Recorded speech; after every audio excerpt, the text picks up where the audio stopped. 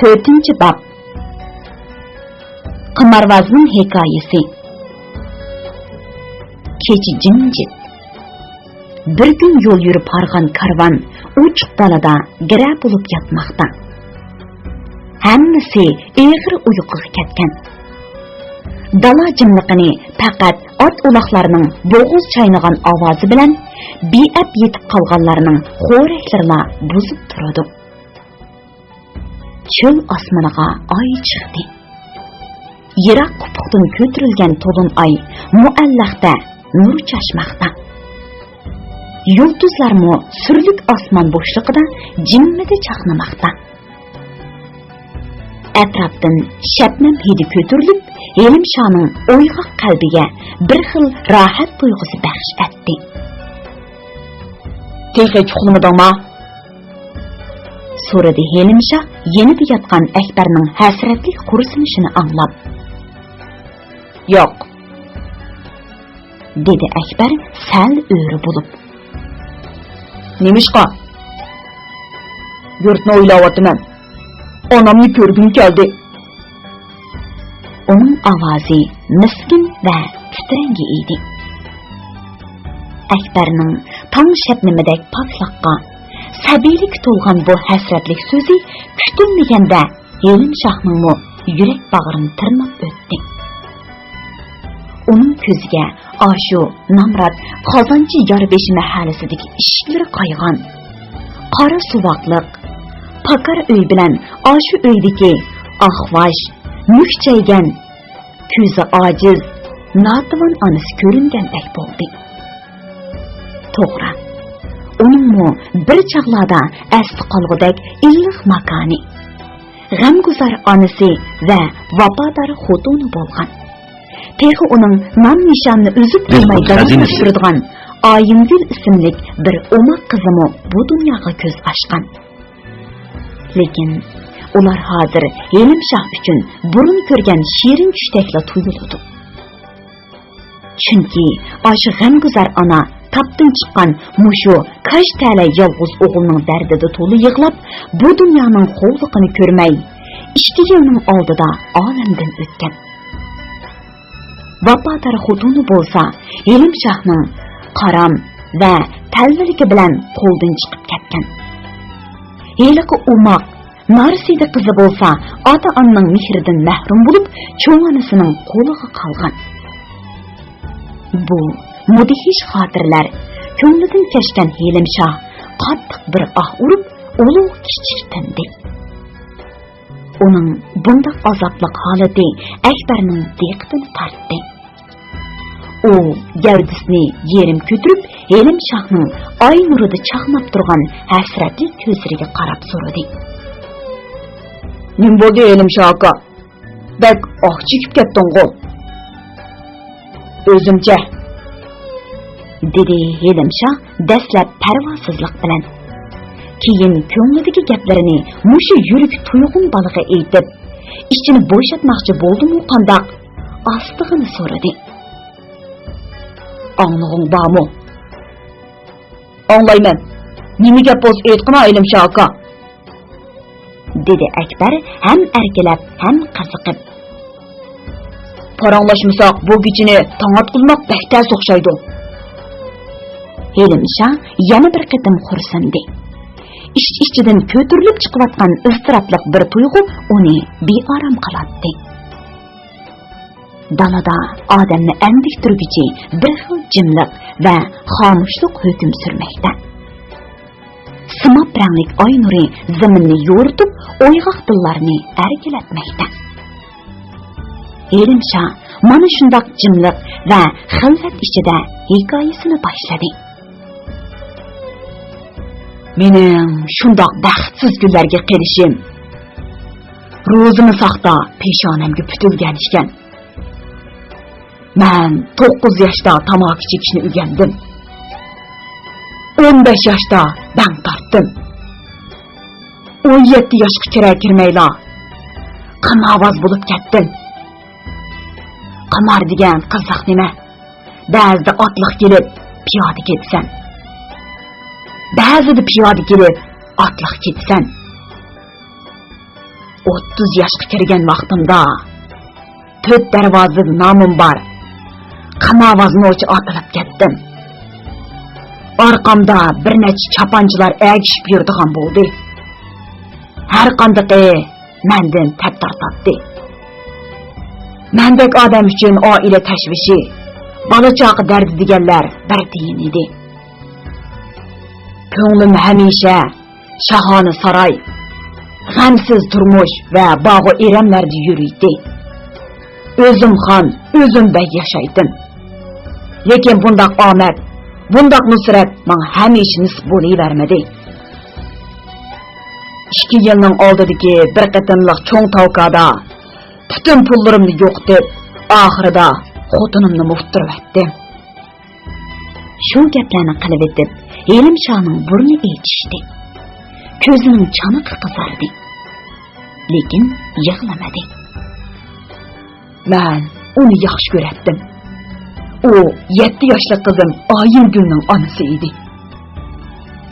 Uni mendan tortib ketdi. Qamavozlar degan o'z gibida turmush bo'lmaydi. Dardimni ichimga yutdim.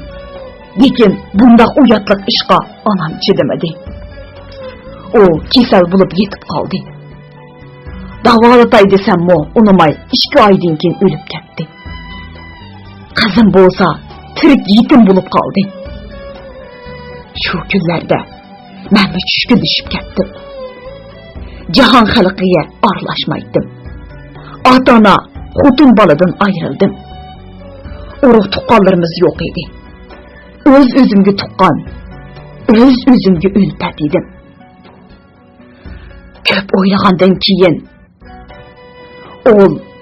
Xudovendi keramdan boqiy olamga ketishni tiladim. Odam agarda Luqmondek uzun umr ko'rsimi, Hazrat Sulaymondek cho'ng podshoh bo'lsimi, Rustamdek kuchli polvon bo'lsimi, uning oqibat ajal changiliq tushadiganligini, bu taqdirni hech kishining to'sib qololmaydiganligini o'yladim.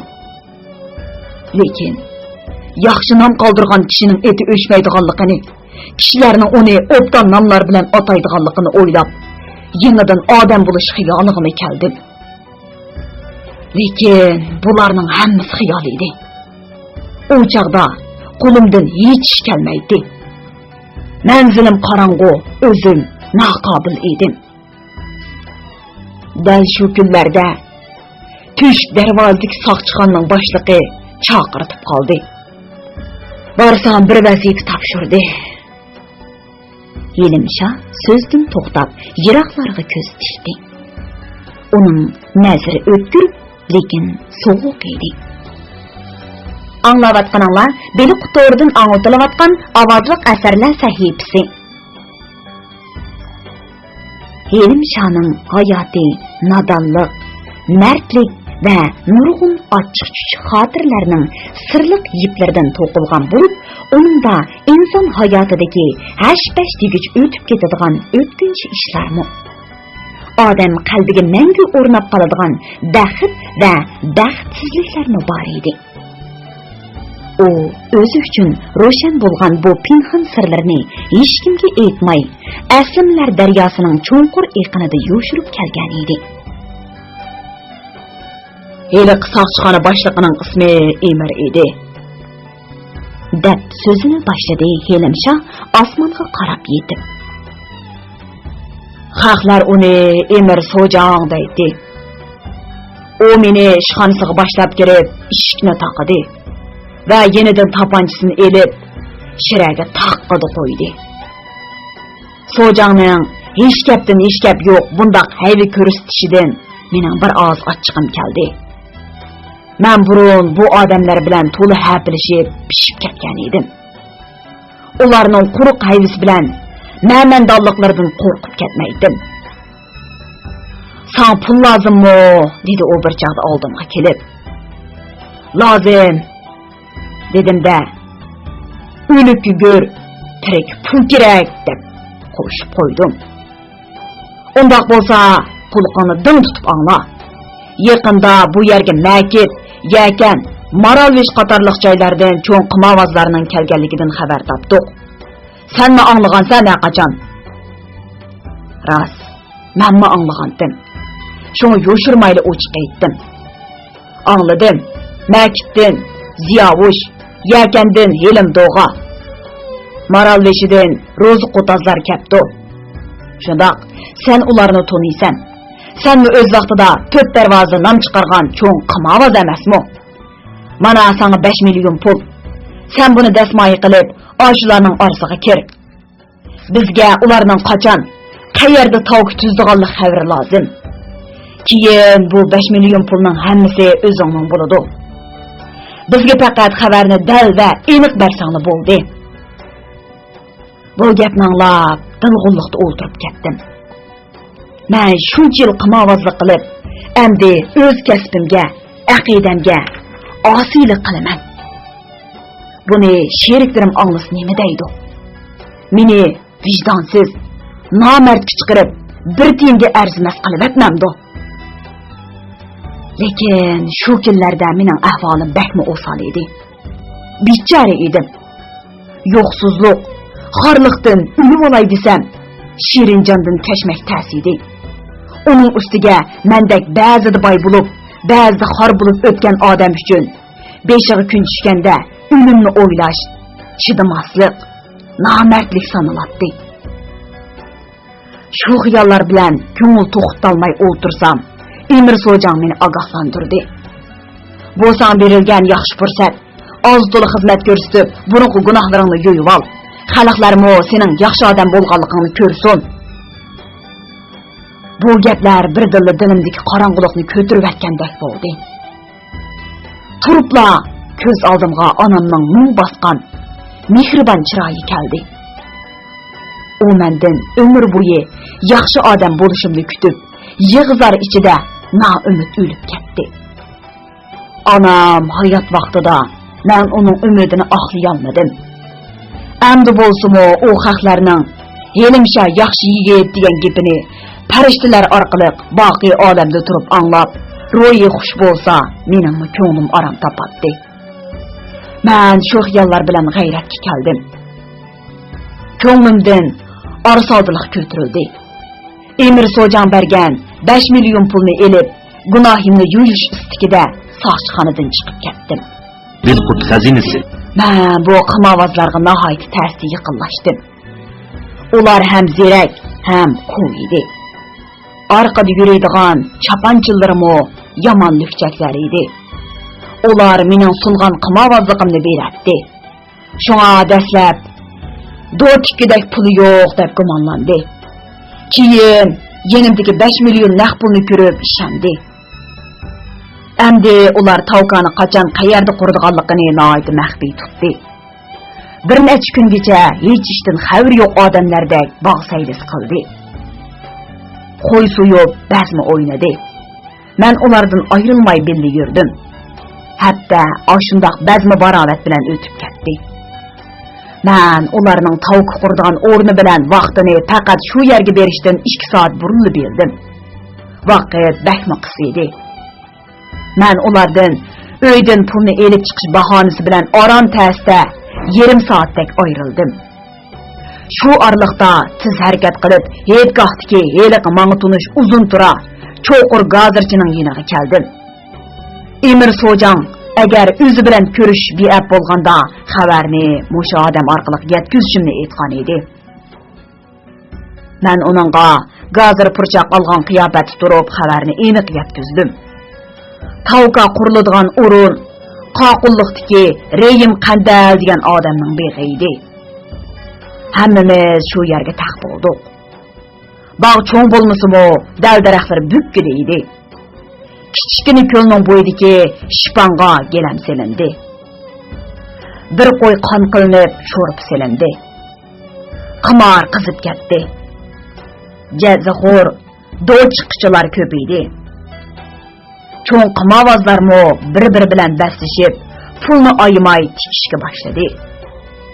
Gilam ustida u yoqdan bu yoqqa surilib, qo'ldan qo'lga o'tayotgan pulning hududi yo'q edi. Futqonlar texmi qizib, yo Jamshid deb maydisiga o'rabdi. Utturğanlar utuş niyetida texmi asabiylashib, jon jahli bilan kirishib ketgan edi. Menmo 5 million pulni o'ttirg'i tashlab navbat kutib turardim.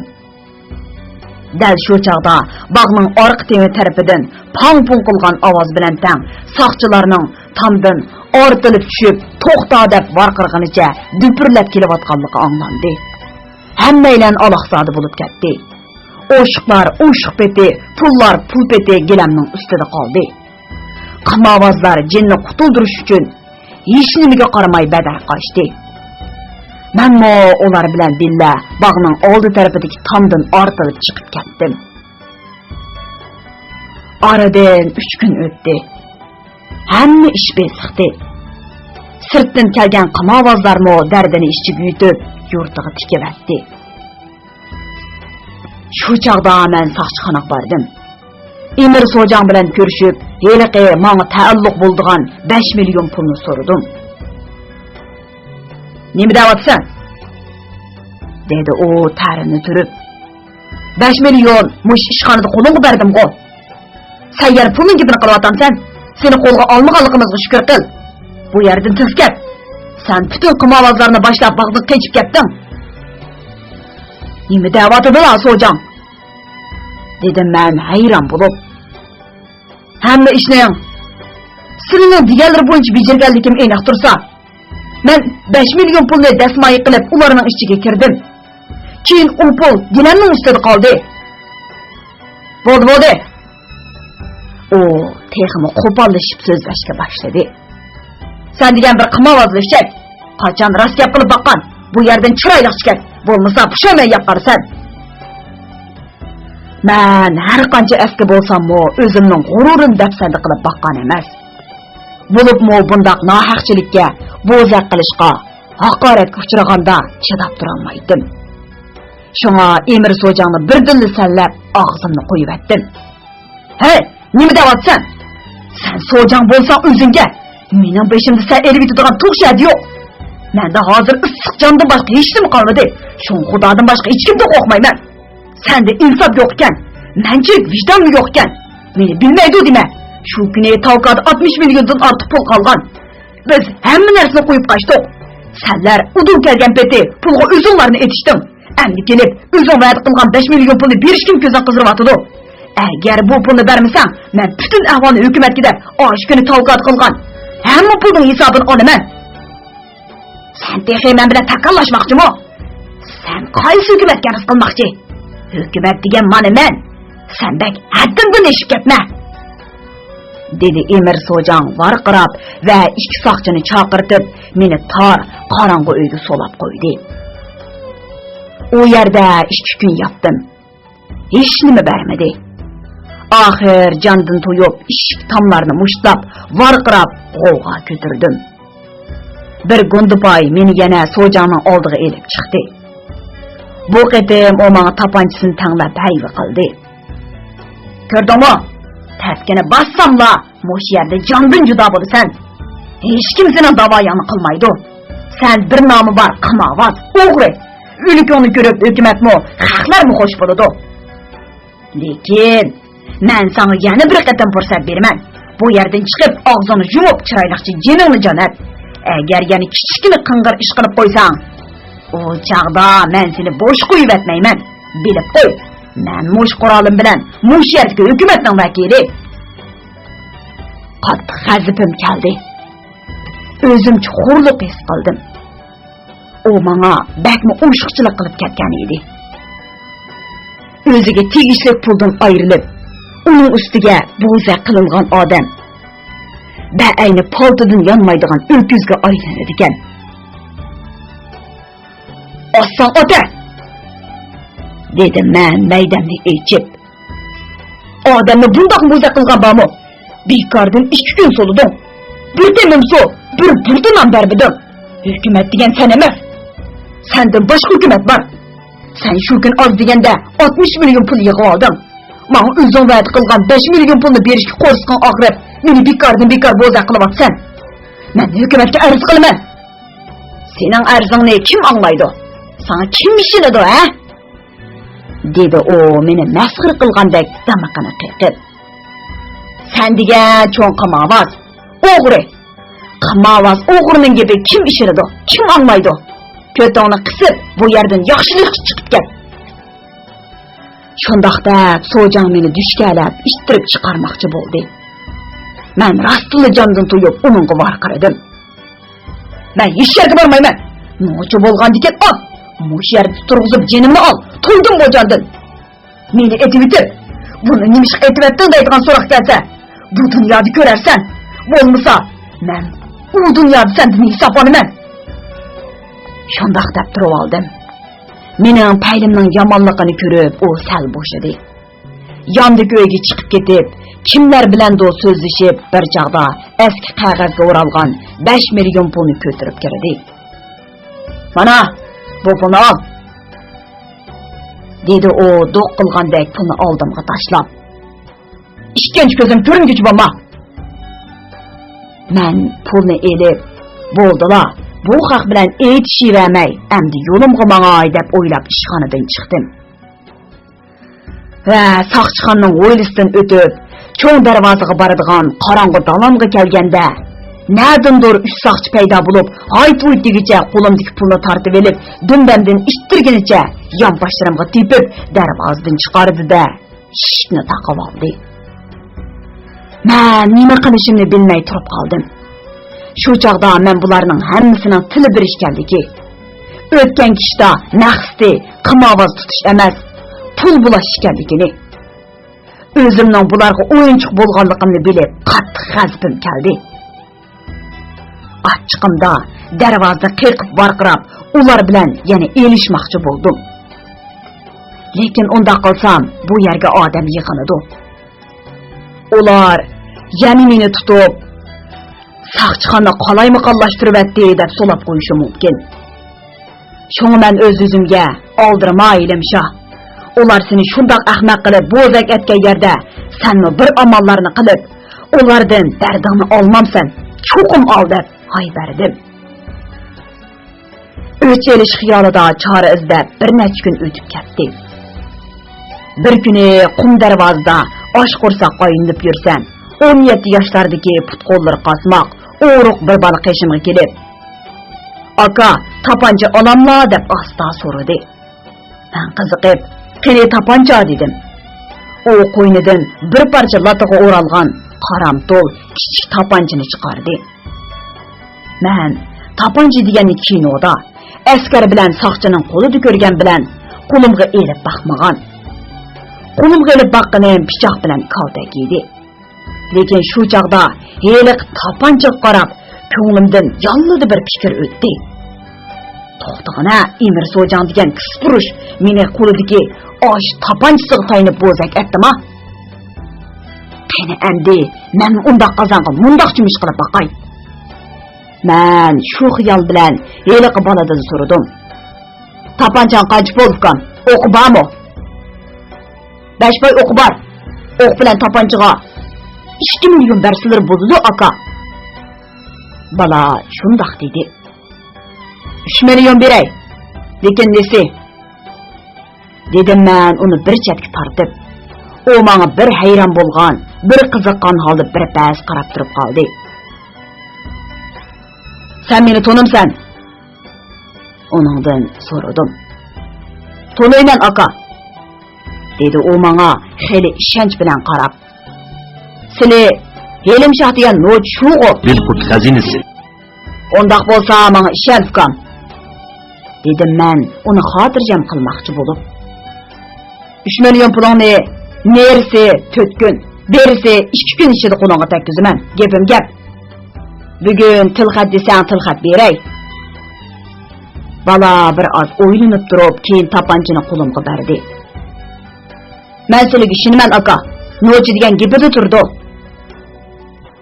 Men tapanchani elib qo'ynimga soldim. Heliqi boladan tapanchaning nereden kelganligini so'ramadim.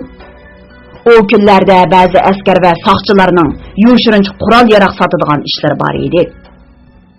Men shu kunlar boshqacha yasinib, Emir Sojangning iziga tushdim.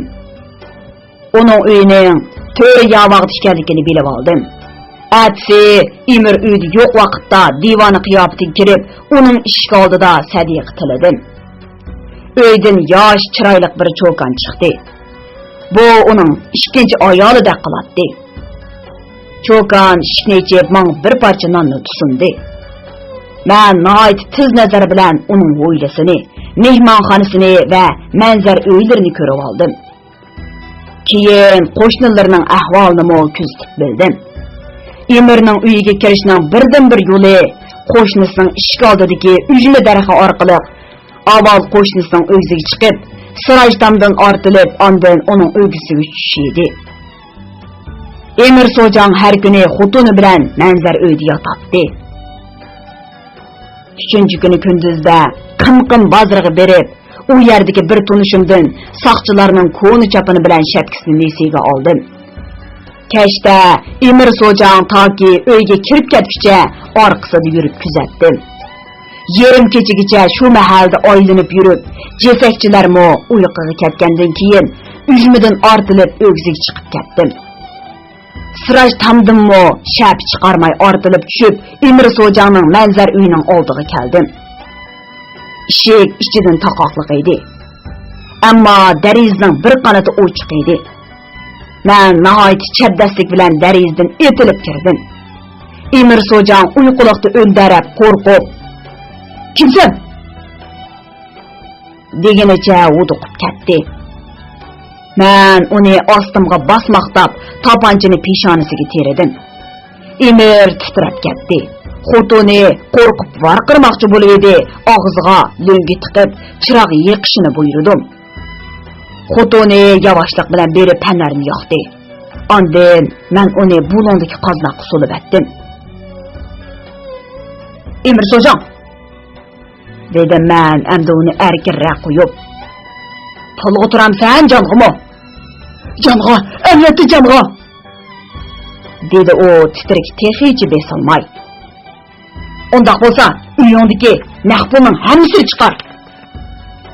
"Bildi," dedi u duduqlab. "Lekin Elimsha, sen shunday qilyapsan, oqibatini o'ylab baqdingmi?" "Hay Emir, sen oqibatini o'ylamaysan.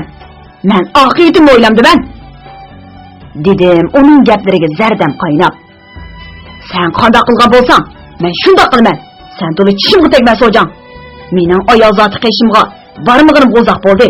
Hile baka xotiningni ko'zingga ko'rsatib qo'ymayjimi? Mening qo'limdan har qanday askilik keladi. Sen meni mushundaq bir qo'tor tapanch bilan, mushundaq rap-rap kiyimingga tayinib qanday xo'rlamading? Men sening oldinga barmas emas, o'zing va'da qilib, o'zing ish qilib, orqadan ahmaq etding. Saram topding. Bo'zaq qilding. Hozir sen meni tunib bo'lding. Agar sen mush to'g'rida hukumatga yana palon pokun deydi ekansan, urq avlodini qo'ymay qirib etaman. Jondan to'ydim. Bugun sening yo jiningni olaman, yo pulingni olaman. Biray, hamma pulni beray Elimsha, dedi u yelingandek sarlab. "Mening o'ldim yo'q. Men texi yosh xotin bola boqqanba. Men bilmay nodonlik qilibdiman. Seni qo'chaqlabdiman. Hamma pulni ol." O yerim yalang'och beti uyning bulung pushqoqlaridan pulini izlab tepishga boshladi. Men tapanchini uningga tanglab o'shyar turdim. O tenab tantirab bir yerdan bir tugush, bir yerdan bir bo'loq, yana bir yerdan bir tutam narsalarni elib oldimga qo'ydi. Echib qarsam osh kashda tavqaga tushgan pullar shu peti radsiz turlashgan paskina holda turibdi. "Hammasi bu shu," dedi u ovozi pastlab so'lashgan holda. "Menga takkini shunchalik." "Rostligida?" dedim men uningga qadilib. "Ma'qul, tugagan bo'lsa men ketdim. Hozirdan boshlab men seni ko'rmadim. Sen meni ko'rmading. Agar buningga rozi bo'lmay, bu ishni hukumatga deydigan bo'lsang, men tayyor, qo'rqmayman. Mush pullarni hukumatning oldiga birib, men buni Emir So'jangning uyidan bulab chiqdim deyman. Ular sendan buni surishti qiladi. Men guvohchi bo'laman. Javobini o'zing bersan. Har holda aqling bilan ish qil Emir So'jang. Esingda bo'lsin. Tachaq yegan tush yeydi, qirin yegan poq." Men uydan chiqib ketdim. Kəpəmgə kelib, tang atqıca pullarını rətlab, təxləb sanab çıxdım. Hammasi 31 milyondan köprək pul ikən. Mən ətis ətdigəndə qum darvazıga berib, heliq tapanç satqan balını izledim. O, Can Tətəyinin qavaqxanısı aldıda lağaylab yürüb ikən. Meni körübla yugurub gəldi. Mən onunğa 5 pay oq bilan tapançını berib, üstüdün yenə 3 milyon pulunu berdim. Xuşallıqıdan balanın ağzı yalaq bulup ketdi. O yerde yenib, qım-qım bazarga berib, heliq saqçı kiyimini bergen tonuşumğa kiyim bilan 1 milyon pul berdim. O hayranlıqda ağzını echib, "Kechicha, tazi ututsanda, omiting kepti" deb rahmat aytdi. Shuningdan keyin men 2-3 kungacha qandoq qilish, buningdan keyingi hayotimni qandoq o'tkazish to'g'risida qattiq o'ylandim. Bir shaytonim darhol koni qimavozlarning yeniga berib, tavka qurib, qo'zini po'zi qil, sanmi birisining xotinini utib ol deb undaydi. Yana bir shaytonim bo'lsa, "Endi bas, qimor o'ynab nima topding? Uftirmagan niman qoldi? Anangning ruhi qo'rinmasin. Endi yaxshi yo'lga mang. Savobli ishlarni qilib, Xudodan gunohingni tila" deb ogohlantiradi. Shundoq arsaldi kunlarning birida choyxonada choy ichib o'tirib, xalqlardan palonch pukunchilarning bu yil hajga boradiganligini, hukumatdan yo'l xeti ololmagan yana kimlarningdir chigirga berib, shu yerdan pul bilan o'tib ketganligini anglab, ko'nglim vallad yo'rib ketgandek bo'ldi. Menmo bir musulmon, Xudoning farzlarini bajo keltirish majburiyatim bor. Xudo menga bu pulni nasib qildi. Endi uni o'ng sepida ishlatib, xarzorlikdan qutulib, hajjoyiga hajlay deb haj qilish niyatiga keldim. Bir kuni Sarra bozoriga berib, qo'limdagi naqd pulning hammasiga 27 tilla oldim. Nikolayning 10 so'mlik bir tillasi 1 million ekan. Qolgan parcha purat pullarga kiyim-kechak elib, safar tayyorliklarini qildim. Niyatimga yarasha safarim oq yo'lliq bo'ldi. Mana sizlarga o'xshash yaxshi odamlar bilan hamroh bo'lib qoldim. Helimsha hikoyasini tugatib, birdan o'ltirib qoldi. Ondan Akbar bayqini yoqqan gulxondagi lo'qirab kuyayotgan o'tqa tikildi. Uning yosh yo'qi bilan sal-pal namlashgan ko'zlarida o'tning o'ynoq sho'risi jilvilandi. Cho'l osmonida yulduzlar suz chaqnaydi. Yaqinlashib kelayotgan tong havosi urilib, o'yg'oq karvonning ko'ksiga salqin shamol tegdi. Anglayotganinglar beri qutordan anglatilayotgan ovozli asarlar sahifasi. 5-bob Tog' qaroqchilari. Tang yo'rimasdi yo'lga chiqqan karvon Qoqos tog' orasidan o'tib, tushga yaqin keng edirliqqa keldi. Bir chaqlarda yoshirib turgan yeshil o't cho'plar endilikda issiq va suvsizlikdan sarg'ayib, bu poyonsiz edirliqni hayotlik tiniqi uzilgan kuyib zaminga aylantirib qo'ygan edi. At uloqlarining tuyuqidan ko'tarilgan chang to'zang odamning dimiqini echishtirib, nafsini bo'g'atdi. Karvon edirliqning o'ttirsidagi egiz past yo'lda asta tavirnib ketib boradi.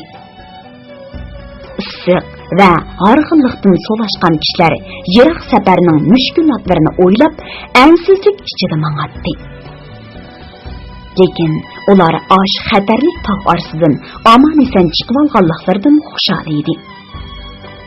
Shunga ba'zilar pichirlab oyat o'qib, ba'zilar ot uloq ustida muydab, ba'zilar naqshi g'ingshib, ba'zilar bo'lsa parang so'qib, g'amsiz, xotirjam ketib-atadi. Ular kun qiyam bo'lganda Dilqut xazinasi ko'rinmas bu edirliqning chatra degan yeriga keldi.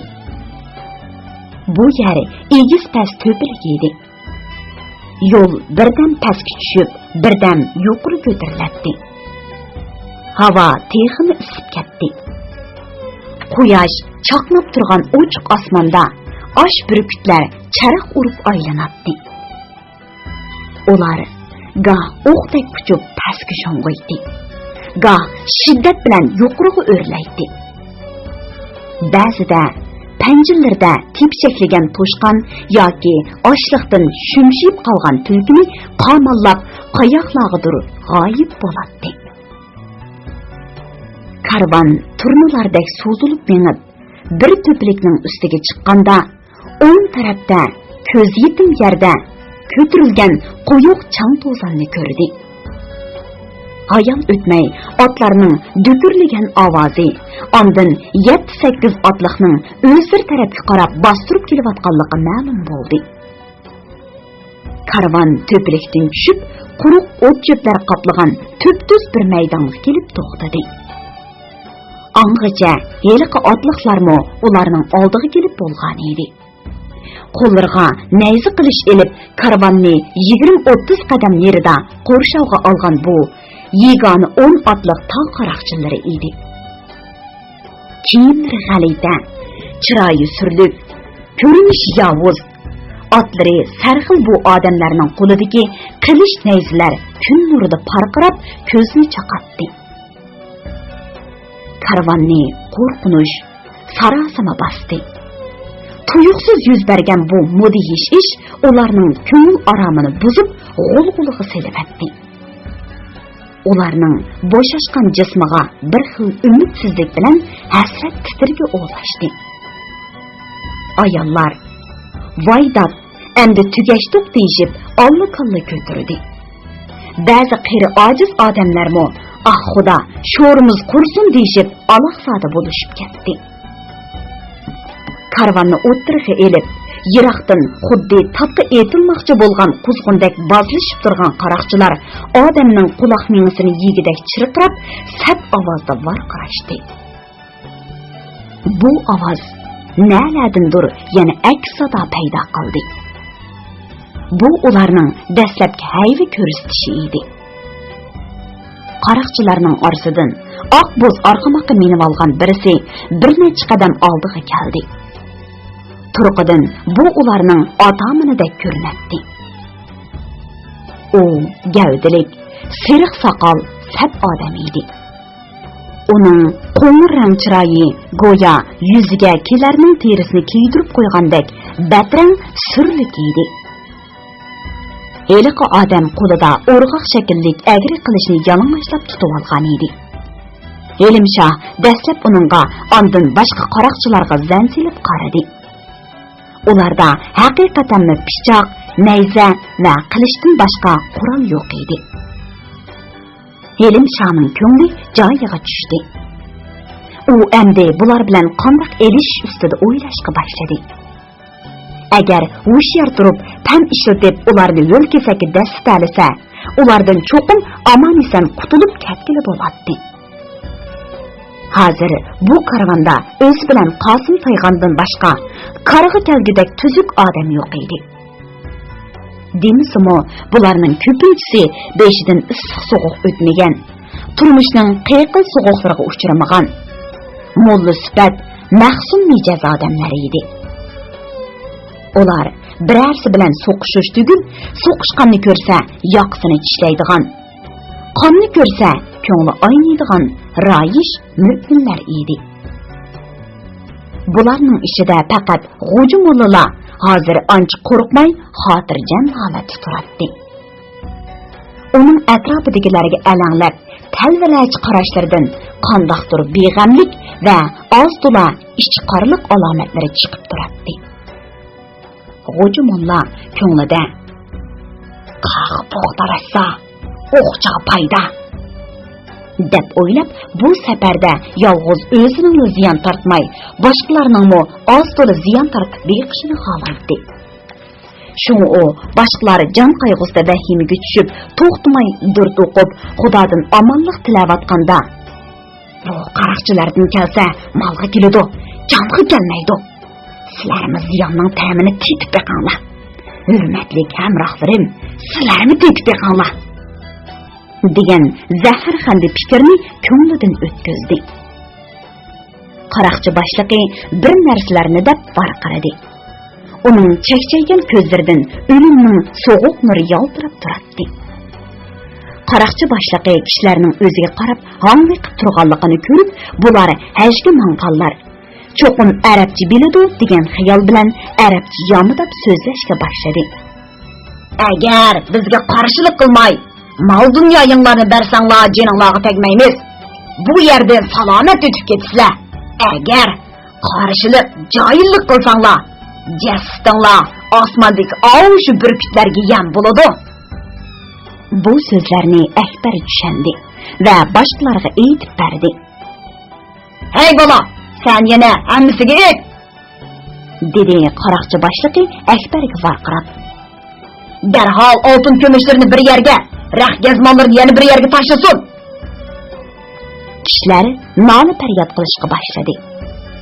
Ular pullaridan, mollaridan ayrilib, bu uzoq safarda, bu oyog'i yo'q dasht bayovonda qandoq yashaydiganligini, qutlug har safarning yarim yo'lda qilib, Allohning baytini tavob qila olmaydiganligini o'ylab, zora-zora yig'lashdi. Hatto ba'zilar bundoq dard alamda noumid yashigacha qaroqchilar bilan elishib, ularning rahimsiz qilichi ostida o'lib ketishni afzal ko'rdi. Kishilar pat-paraq bo'lib, umidsizlikka, ansizlikka tushgan shu paytda Yelimsha bir necha qadam oldiga chiqib, qaroqchi boshlig'iga ro'baro bo'ldi. Bularning orasi 20 qadamdek keladi. O Akbarning tarjimonlik bilan qaroqchi boshlig'iga mundaq dedi. Men mush qutlug' safarga chiqqan karvonning karvonbeshi. Sen bizdan mol dunyoyimizni olaman desanmi mayli, berimiz. Jinimiz omon qolsa bo'ldi. Ammo menda mol dunyodami isiz bir narsa bor. Uni bizning yurtdagi xalq Arabiston podshohiga hadiya qilib, mening topshirib berishimni havola qilgan. Nima u? Oshko'zlik bilan oldirab so'radi qaroqchi boshlig'i. Qani chiqar, men ko'rib boqay. Qaroqchilarmi, karvondagilarmi Yelimshaning nima qilmoqchi bo'lganligiga qiziqib, dong etib turib qoldi. U yenidagi Akbar bilan Qosim Taygon va otxonlarga qarab, ko'zini hayyorlarcha qisib qo'ydi. Ondan qo'ynidan qizil durdun yog'liqqa o'ralgan bir narsani chiqardi va uni so'l qo'lining olqiniga qo'yib, yog'liqni oldirmay ochdi. Yelimshaga qiypash tushib turgan kun nuri uning olqinidagi bir tiziq o'rik yilibidek suzuk sap kahvoni yalt-yult qilib chaqnatib, qaroqchilarning ko'zini aloq-chaloq qilib etdi. Sen ularni osh yerda qo'yib, o'zing orqaga chekin, dedi qaroqchi boshliq varqirab. Men berib uni ko'raman. Yo'q, birodar, bo'lmaydi, deb e'tiroz bildirdi Yelimsha. Bunda qutlug' narsani yerga qo'yishga bo'lmaydi. Bu bizning qoida. Agar ko'rmoqchi bo'lsang, men mushundoq tutib berman. O'zing kelib ko'r, yoki bo'lmasa, men seni oldiga berib ko'rsatay. Mening qo'limda mushuningdan boshqa hech narsa yo'q. Qaroqchi boshlig'i o'ylanib qoldi. Yelimshaning qo'lidagi kahva yiligicha uning ko'zini olachakman qilib, ajoyib sirliq bir narsa sifatida maylini tortib turardi. Shu topdagi Yelimshaning butun o'y xayoli qandoq qilib bo'lmasin, qaroqchi boshlig'ining yeniga yaqinlash edi. "Bo'pti, sen o'zing yolg'iz mening yenimga kel", dedi oxir qaroqchi boshlig'i taqasoliq bilan. "Men qo'lidagi narsani ko'raman. Boshqalar o'zing dunyatish, midirlasang neyziysan?" Yelimsha o'zini to'xtatib, mazmut qadam bilan qaroqchi boshlig'ining oldiga mangdi. Boshqalar o'z joyida dum yetib, kutilmagan mo'jizalik, xayrli ishlarning bo'lishini tilab, ko'zining quyrug'ida ular tarafga qarashdi. Kishilarni taqozo qilgan ish oxir yuz berdi. Qaroqchi boshlig'ining g'azabdan varqirgan ovozi anglandi. "Sen bo'g'izib o'tman, abda! Mush oddiy marja bilan meni oldirmoqchimi?" Kishilarni yana vahima bosdi. Yelimshaning biror xatarga yo'liqib kelishidan ansirashdi. Lekin mo'jiza oxir yuz berdi. Yelimsha xuddi bo'ridek do'skaklik bilan qaroqchi boshlig'ini otdan yulib oldi. Uning xeridan beri o'ylagan ishimi mushi edi. yılanның beşi yançılsa, qalğan yeri qarğı kelmeydi. Elimşah qaraqçı başlığını yerge besip, dəssab aldı. Andın yenidiki kümüş toltılıq şəmşər pişqini şartladı soğurup, onun boğuzuğa tiredi. Bu işler şundaq tez yüz berdi ki, kişilerinin közleri alı çekmen bulup, nemi bolğanlıqını anqıralmay qaldı. Şu çağda bir az esigi gelip, Elimşah'a etilmaqçı bulup durgan başka qaraqçılar öz joyida çippede to'xtab qaldı. Çünkü qaraqçı başlığı boğzuğa qadalgan şəmşərinin həş-bəş degice boynu üzüp etişinden korkup, ularga varqırgan edi. Dәл şu arlıqda Elimşah'ның arka tarafıda 10 neçə qadam yeride turgan bir qaraqçı qo'lidagi pichoqni challab etibidi. Pichoq o'qdek kuchib kelib Elimşah'ның dumbisiga sanjaldi. Bu zarbidan Elimşah'ның vujudi larsiga keldi. Tishlarini g'azab bilan qo'chirlatdi. Eziq tishlarining kirishidan jog' so'ngaklari to'mpiyib ketdi. Agar qo'lida bir cho'ng o'lji bo'lmagan bo'lsa, etilib berib, heliqi badbashir qaraqchini xemir chaylagandek chaylayotgan bo'ladi. Lekin hozir uning uchun qaraqchi boshlig'i muhim edi. Shunga o'zini sezmagan holda hamma ochiqini uningdan oldi. Tizida texim qattiq dislab, cho'yundek tugilgan mushti bilan uning gajgisiga urib edi. Qaraqchi boshlig'ining targ'oq so'ngki sulib, peqish bo'lib ketdi. Ağırıq çidimgan qaraqçı başlığı çırqırab, baycallab ketdi. Adamlarga öt! Darhol ketsin! Dedi Elimşah, onu bürküttek basmaqdıgan peydi. Bo'lmasa, seni boğuz öğütümen! Ular kesse aman qalsa! Qaraqçı başlığı ala tağıl var qaradı. Onun avazı sat hem soğuk idi. Yirak-yirakta qarab turgan qaraqçılar öz atamının echinishli holati bilan Elimşah'ның o't pürkiydigandek g'azablik alpozini ko'rib, birining orqadan biri g'ip-g'ip tikebatdi. Karvonga jon kirdi. Ular xushal-xuram varqirishib, Elimşah'ni o'rib oldi. Elimşah'ның pichoq qadalgan yeridan to'xtamay qon eqib, uni xeli holsirtib edi. Akbar yugurib kelib, Elimşah'ның dümbisdiki pichoqni avaylab tartdi. Andın oq ko'ngligining bir beshini yirtib, yar og'ziga tiqdi. Boshqalarmo Elimşah'ның tarlarini aytib, to'pinlarini qiqib, uningga barakallah opirin aytishdi. Qosim Taygan injiqlab yotgan qaraqchi boshlig'ining put-qo'lini bog'lab etdi. Bu yerda darhol ketayli! Dedi Elimşah chiroyi tatargan holsiz qiyofatda. Baya ketgan qaraqchilarni yana yo'l to'sib, o'sh olmaydi degil bo'lmaydi.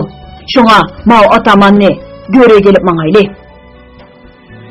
To'g'ri gap bo'ldi. Dedi Qosim Taygan va qaraqchi boshlig'ining bir chetda kishnab turgan etini tutib kelib, uni shu otga g'anjuqlab artdi. Karvon yo'lga tushdi. Elimşah Qosim Tayganning etini minib olgan edi. Akbar otning tizginini tutib, uning yeniga billamangdi. Atxon karvondagilarga mundaq dedi: "Biz kechgacha odam bor yerni topmasak bo'lmaydi. Elimşah bizni deb yarlandi. Kun issiq, agar biror tiyib tepib, uning yarısini obdan tangdirmasak, zahar ichiga o'tib ketishi mumkin." Karvon shu nasihat bilan qaraqchi boshlig'idan ahvol egildi. Uningmo jini qaqshab turadi. Shunga u rost gap qilib, Edirliqning so'l tarafini bo'ylab mangsa, kun patqicha Kargil degan bir yurtga yetib borg'ili bo'ladiganligini aytdi. Karvon qaraqchi aytgan yo'nalish bo'yicha yurib ketdi. Yo'lda ketib etib, Akbar Elimşah'a mundaq dedi: "Sen qo'l qo'ydim. Karametlerim çıkken." Xushallik, qoyillik va rozimanlikdan uning yuzlari yal-yal bo'lib ketgan edi. "Elimshah, bu ishlar aqlingga qandoq keldi? Faraz, heliq karvon nerdan paydo bo'lib qoldi?" Elimshah Akbarga qarab kuldi. Lekin uning kulkisi dardlik, azobli kulki edi. O uzaqdan beri yenimde bar idi. Men sana xotunumni uttirvatgan deb aytgan-ku. Xotun bichara uydan ketadigan chaqda bo'yindagi osh kahvoni menga yodgor qilib mangan. Shuningdan beri men uni yenimdan ajratmay kelgan edim. Bugun uning bundaq qarg'a yarab qolganligidan o'zimni hayron qoldim. Urush degan shu. Bir jang 9 rang. Biz hammamiz son qarzdor elim shaka. Dedi Akbar chin ko'nglidan chiqarib. Shuncha odamning jinini, melini qutuldirib qoldim. Xudo qutuldirdi. Men faqat tadbirni qildim. Yelimsha Akbarga qarab hijaydi. Uning hijishi yaqinli ham samimiy edi. Deliqut şirketida ovozga elinib, Deliqut to'g'rida anglatilayotgan Uyg'ur yozuvchisi Ahad Turdining Şinjan Yoshlar O'smirlar nashriyoti tarafidan nashr qilingan Sarson ruh nomli romanini bugun mush yergacha anglatdik. Davomini atigi anglatishimizda davomli anglatamiz. Bu roman Şinjandagi har qaysi Xinhua kitobxonalarida sotiladi. Do'stlarning bu romanni sotib olib saqlab qo'yishini alohida tavsiya qilamiz.